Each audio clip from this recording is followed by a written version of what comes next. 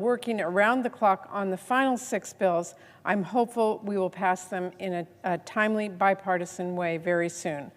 But I do want to take a moment to step back and really dive into the 6 bills that we did pass last week and what they mean for my home state of Washington.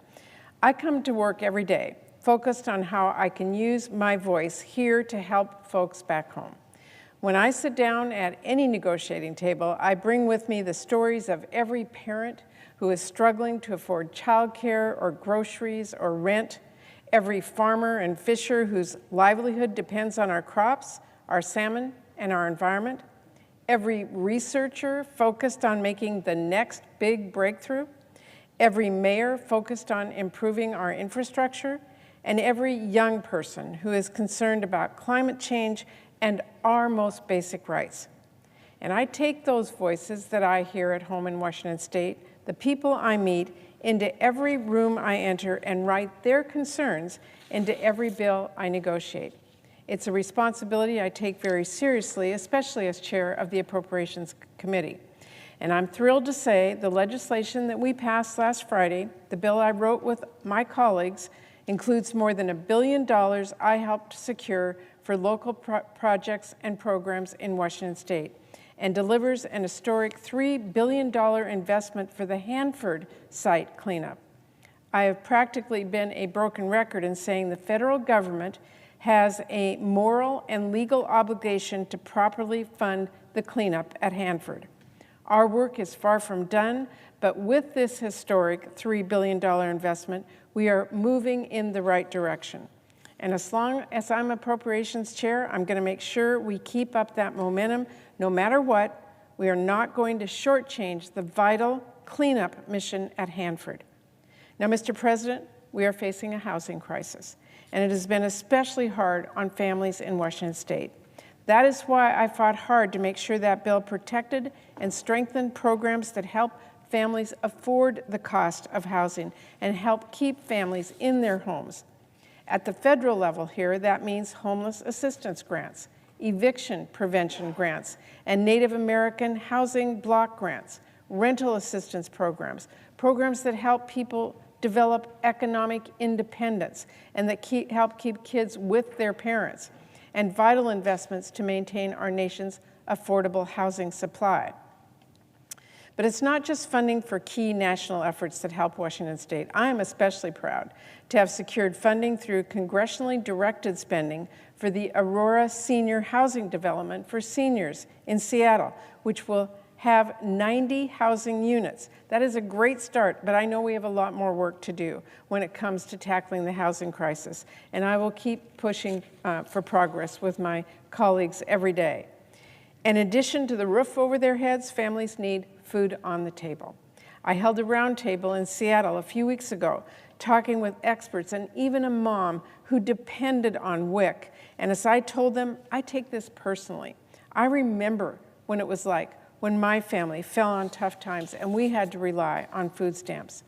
Making cuts that leave our kids hungry was never an option for me, which is why I fought tooth and nail to make sure that bill fully funded WIC, which serves over 130,000 moms and kids just in my home state of Washington.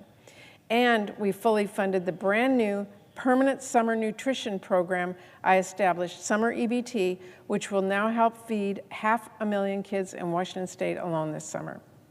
Plus, I secured $1.8 million for the South Kitsap Helpline. This is a resource for struggling families to help expand food distribution.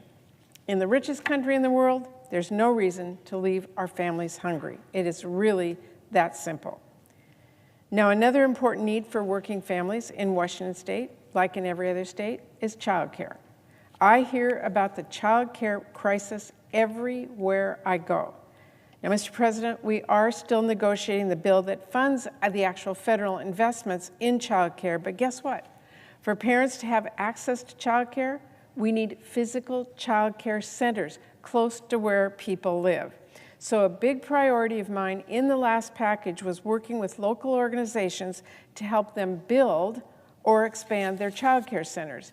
And so through congressionally directed spending, we're going to be constructing an early learning center in the Meridian School District and another in Lewis County that will serve 80 students a year, building 17 early childhood education classrooms at the Cora Whitley Family Center in Tacoma, and relocating a Head Start facility for the Spokane Tribe of Indians.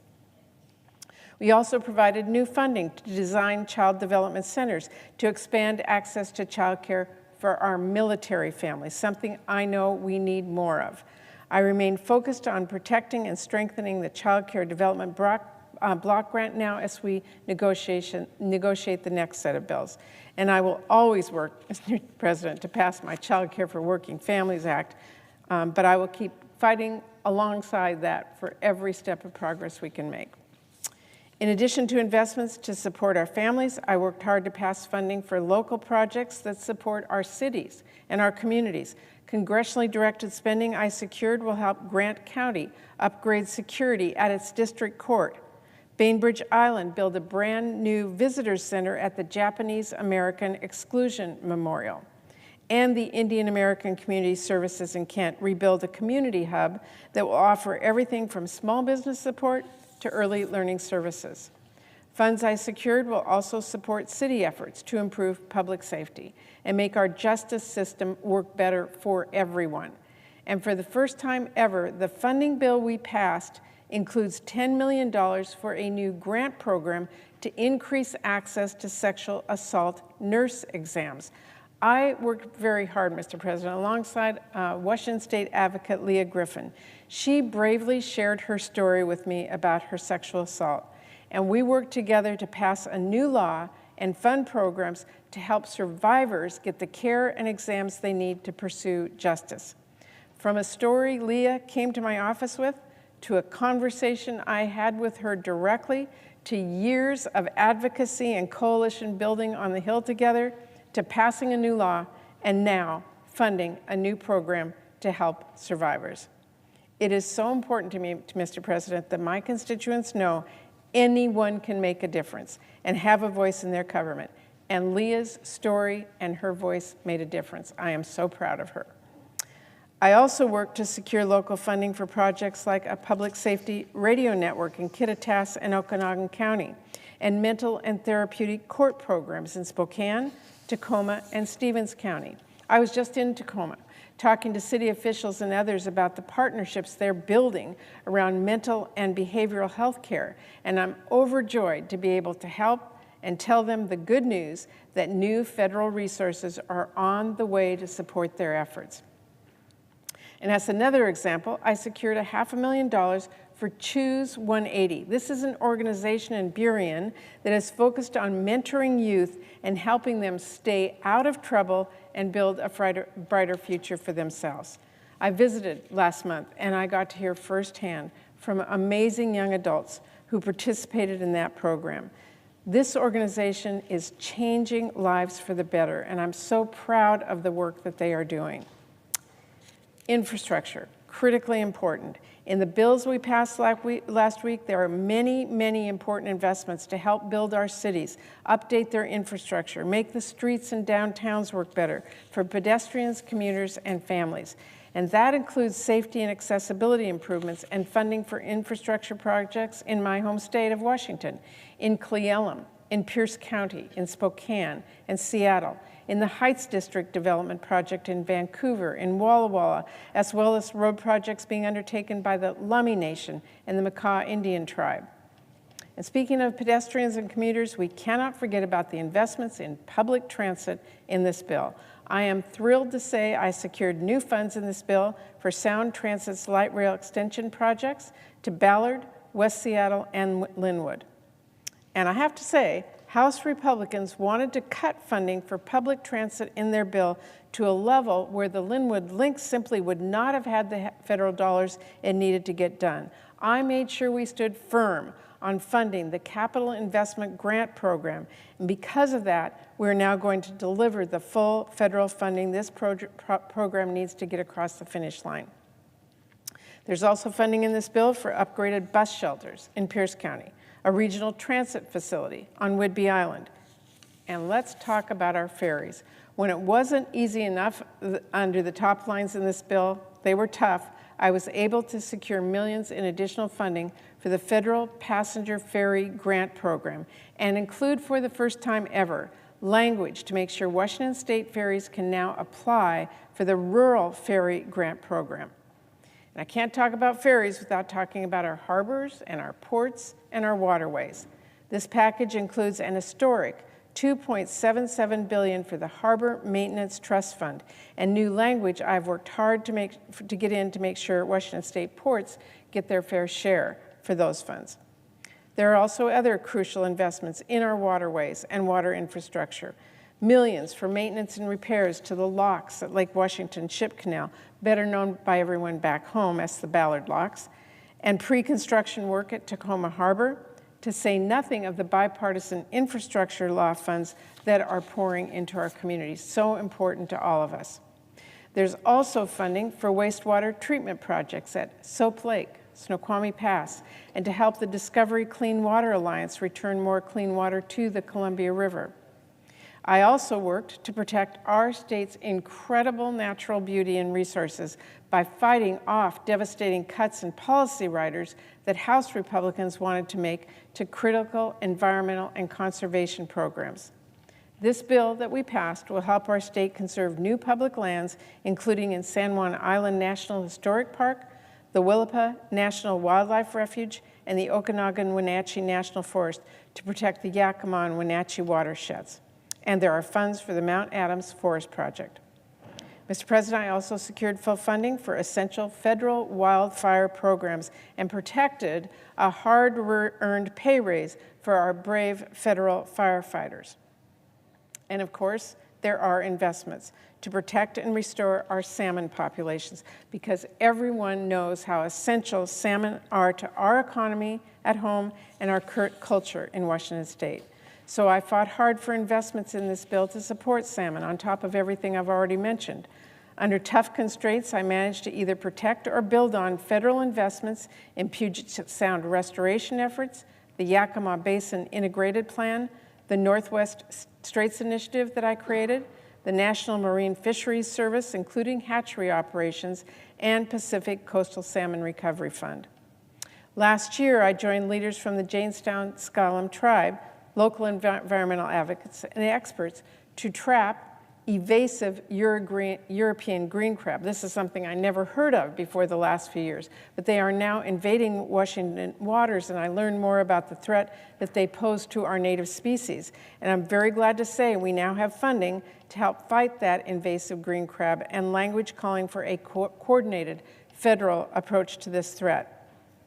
Another crucial investment, a much-needed $50 million down payment for the fish passage project at the Howard Hanson Dam. And I'm so glad the President's fiscal year 25 budget that just came out requested $500 million to build that fish passage facility. And you can bet I will be working to fund that request and finish the job in next year's funding bills. Of course, how we manage our water resources doesn't matter to just our fish. It is also critical to our communities and farmers, which is why I'm pleased we could also put funds in this bill to improve drinking water systems in DuPont and Mattawa, and support bridge replacement in Adams and Grant County as part of the Odessa Groundwater Replacement Project, which is critical to improving irrigation for our farmers and matters so much to our state's economy. And I fought hard to secure other critical investments to support our farmers as well. Last year, I visited WSU for the groundbreaking of their new Plant Sciences building, which will be at the forefront of responding to challenges Washington State farmers are facing right now. And I'm thrilled to build on that progress by delivering investments in this bill to support researchers at WSU, UW, and the USDA Center in Prosser, Washington, as they tackle issues like little cherry disease or livestock resiliency, pollution from tires, post-crop quality, and more. Of course, when it comes to cutting-edge research, agriculture is just one of the many fields where I'm very proud to see Washington State researchers leading the way, whether it's quantum computing in Bothell, clean energy in the Tri-Cities at PNNL, or aerospace work in Kent and across Western Washington. This bill will propel the innovation that is happening in my state. And through congressionally directed spending, this bill will help fund new scientific equipment at Gonzaga's Bullard Center for Integrated Science and Engineering, Evergreen State College in Olympia, and Western Washington University's Advanced Technology Laboratory, not to mention funding for WSU to upgrade its electron microscope and develop a new nuclear hot cell facility, and for UW's tidal-powered ocean observation project and its new lab in Tacoma. And Mr. President, I couldn't leave the floor today without talking about the critical investments in this bill that we made for our veterans and our service members. As chair of the Milcon VA subcommittee and the proud daughter of a World War II veteran, I worked hard to make sure our funding bill lived up to our nation's commitment to every man and woman who serves in uniform. This bill fully funds our veterans' medical care and delivers record investments to tackle veteran homelessness, strengthen mental health services, and support women's veterans' health care needs. I also worked hard to secure funding for new barracks and a parachute rigging facility at Joint Base Lewis-McChord, build storage tanks at the fuel supply in Point Manchester, updated electrical infrastructure at Puget Sound Naval Shipyard, and to advance other projects across Washington State bases like equipment, maintenance, and training facilities. I also made sure that our Senate bill reallocated $19 million to build 88 new homes at Smoky Point for our service members and their families who are stationed at Naval Station Everett.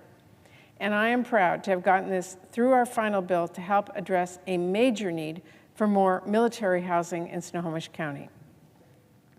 And when it comes to support for our veterans and our VA facilities, I pushed to make sure that this bill includes funding to help the American Lake VA Medical Center upgrade its facilities so they can provide quality care, and funding for the Tahoma National Cemetery and its work to ensure that we honor the veterans we've lost.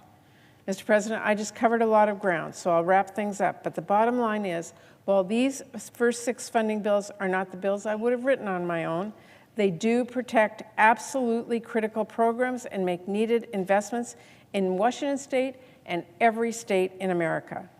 And again, let's be clear, we are not done yet. I am working to make sure we see similar results for people in Washington State and across the country in the remaining 6 bills that we are working on right now this minute.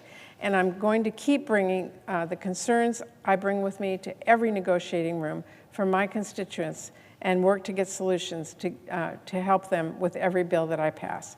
Thank you, Mr. President. I yield the floor. Mr. President. The senator from Texas. Mr. President, I was shocked to hear the comments of the Senate Majority Leader this morning.